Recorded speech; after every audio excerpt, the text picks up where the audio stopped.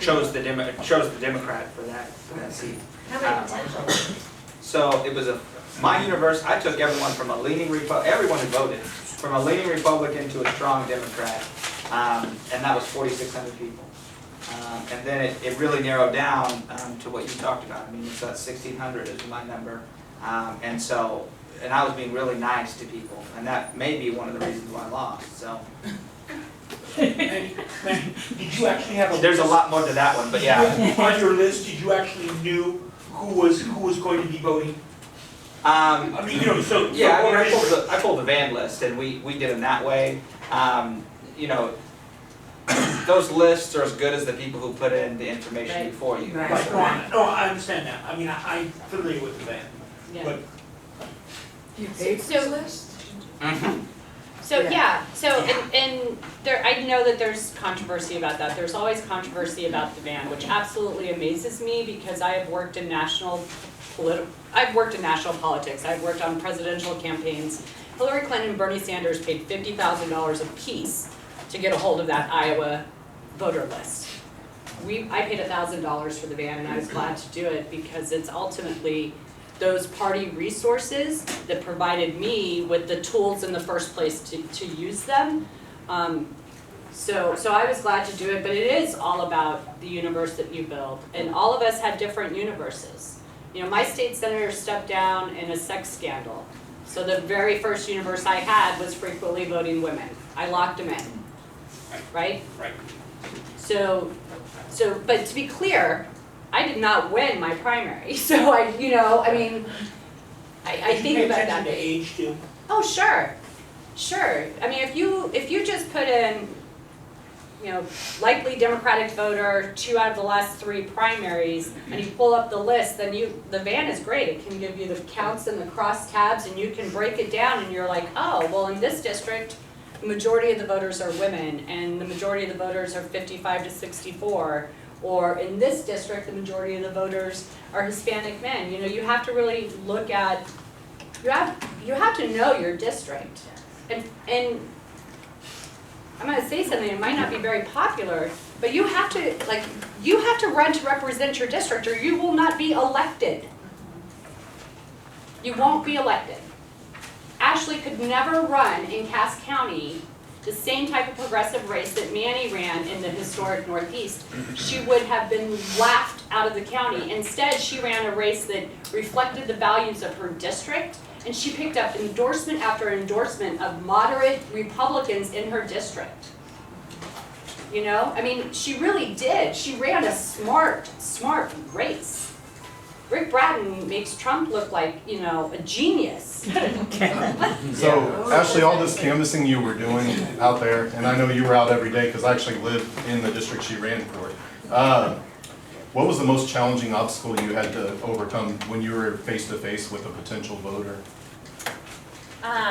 So you asked what's the first thing you do if you decide to run. So for me, it's just stripping away any self-pride you have. Like truly, I didn't feel like it was a challenge because you get used to it. After the first couple of doors, you just plow through, and people, once in a while, people will be very horrible and angry, and you just learn to let it bounce off you and move on. But I think the most surprising thing was even in a very conservative district, even folks who told me I will not vote for you, they were very nice. Like knocking on doors was a pleasure. I met some of the most fascinating people. Like being a candidate was one of the most inspiring things that really helped me rebuild some faith in humanity, even if we don't believe on this, and this political issue, like you're still a nice person and you're still nice knocking on the doors. Never be afraid to knock doors. I thought it was the best part of the job.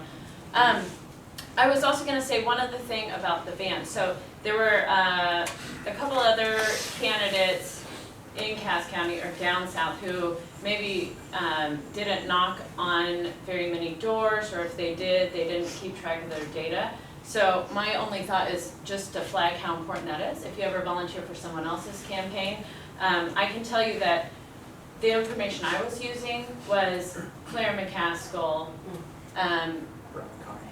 Yep.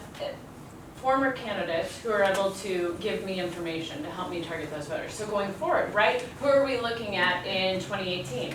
Claire McCaskill will be able to use the data that I spent a year collecting, and that will help her in the future. So I believe that running in races where you lose, but you're able to really build a groundwork of people or really target your voters is still a worthwhile use of time and resources because you're building for the future. Right, because we won't take the Missouri House back in one election, and we won't get close in two. But if we aren't competing in those rural districts, we'll never take it back, and they control the drawing of the lines in 2020, right? Right. Lenny, I'm Petition. sorry. And if I can add one thing to that too, if you're not playing in all these races, Claire McCaskill loses badly. Right, Yes. There's gotta be engagement in those districts driving out Democrats Right, and yeah, progressives yeah. as well. What's the number that we didn't play in this last round? Was it like 63 It was districts or like something? 63, it was 63 districts that didn't have a candidate. And you know, there are central committee members in here, and I have long been an advocate that even in districts where we don't have a candidate, and there are going to be districts in 2018 where the Democrats just can't find anybody who really wants the job, we still have to put somebody's name on the ballot. We call them placeholders, but you know, it's important. It is really important that we have people running in all of these districts so that Mike Sirapoy and Todd Richardson and the Republican leadership has to defend their seats. And that's just as important for Democrats who are not, you know, who are in safe seats too. They raise money, they need to be spending money to help elect, and it's tougher under Amendment 2, but there were parts of Amendment 2 that were ruled unconstitutional on Friday, at which I think includes the PAC-to-PAC stuff. I think that I'm not 100% because I haven't read the whole decision, but Amendment 2, there were parts of Amendment 2 that were ruled unconstitutional by the Missouri Supreme Court yesterday, so. About taking back the legislature. Yeah, Given the fact that we have an initiative procedure in this state, right. isn't one of the crucial things we could do is pass, whether it's a constitutional amendment or whatever, to have non-partisan Right, so redistricting? there is a- And it strikes me, that could very well work. If we're looking at a wave next year, to have that on the ballot, and if it's nonpartisan, everybody is nonpartisan, it strikes me that could be a crucial thing to have ready for us in 2020. So I think that that's the hope. There is a petition going around right now, the Clean Campaign petition, which was filed with Jobs with Justice, that does just that. It's based off of the Iowa redistricting plan, which is a computer modeled plan that actually looks at data and draws the lines in a compact and fair manner. Just so you guys know, the initiative petition process is also under attack in the Missouri legislature. Oh yeah, they filed, do you know how many petitions they filed, Lenny? It's at least 10. Plus there's been legislation introduced to, you know, make it illegal to have somebody from Kansas come over and collect signatures because, you know, their livelihood might be on the line. Or a lot of organizations raise money and then they pay professional petition gatherers to gather signatures. They make that illegal. It's a whole bunch of stuff. But yes, I think that would be crucial. But we have to organize in the manner in which, like, we have to know that things don't always go our way in Jefferson City. And the legislature, even Bob, as you well know, even when we vote in minimum wage and vote out puppy mills, the legislature is going to do what it wants to do. Or gun legislation. Right. That's why it's important to have a candidate in every race. Yes, ma'am. Well,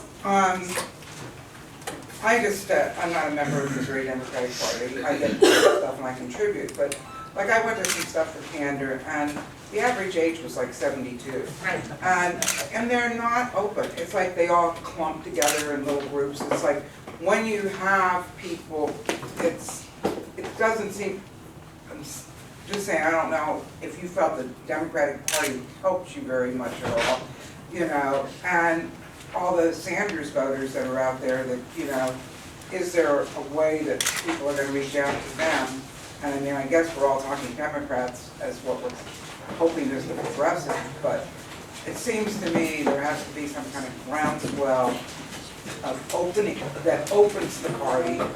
And also, and I have a lot of friends that had elective office and whatever, and tried to reinsert themselves in the process again and had no responses or unwelcoming when they did show up. And it's sort of like the culture of this has got to change a little bit if, you know. Let me take that one on. So I ran against a political establishment in my neighborhood. And the husband had been a state rep for 6 years.